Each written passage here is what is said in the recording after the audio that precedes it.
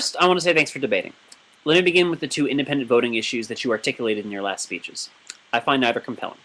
While I believe that the affirmative changes advocacy in some respects over the course of the round, I don't think that you give me a good explanation of why this entitles you to the ballot. Fairness and education need to be explained. They aren't magic words, especially in a debate round oriented to the general public and not policy debate hacks like me.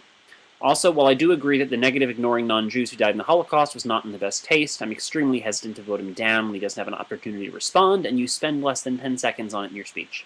If you actually want to go for something like this, then go for it, and don't just toss off 2 sentences. On framework, I think you both could have been more clear. I understand where you're coming from, but what I'm not hearing are warrants for why your understandings of what the proposition means are better. Why would it make more sense the round to be about what broad party ideology is versus what individual party members believe, which would make for more sensible debates? Why? I didn't get any of that, and it makes this difficult to evaluate. I'll come back to that subject towards the end.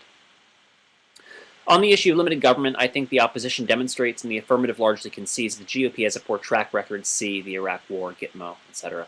Obviously, Paul opposed those measures. I think the affirmative defense of Johnson, that while he doesn't call for Gitmo to close, he opposes indefinite detention and torture, and that Gitmo itself is just a prison like many others, is plausible. I don't see a meaningful distinction between him and Paul articulated here. I also don't see a distinction between Paul and Johnson on economic issues.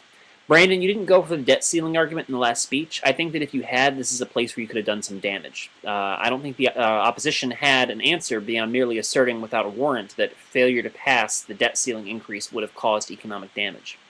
Instead, you go for the end the Fed stuff, saying it's too late now to argue against it because it was conceded in your first speech. But you don't call for ending the Fed in that speech. Rather, you say that cutting federal spending is the only way to fight hyperinflation, and that's the precise policy solution that the opposition points out Johnson favors. Unfortunately, that means that given the lack of distinction between Johnson and Paul that you've articulated, evaluating the round comes down to whether Brandon should be saddled with defending the GOP record on limited government spending and imperialist adventures abroad. I think the opposition sufficiently demonstrated on the framework debate that, Brandon, you shifted your advocacy from the Libertarian Party is committed to limited government, therefore they have the best options, to Ron Paul is committed to limited government and he is a Republican, therefore the Republicans have the best options. While I don't think that's necessarily abusive or that it warrants the ballot, I think it does warrant holding you to original articulation about the broader party. The opposition's arguments about the GOP support for Iraq aren't substantively answered in the round, and I think they critically undermine this broader stance and provide the only meaningful distinction between the GOP and the Libertarian Party on my flow. I vote for the opposition. Thanks again for participating, and good luck in the next round.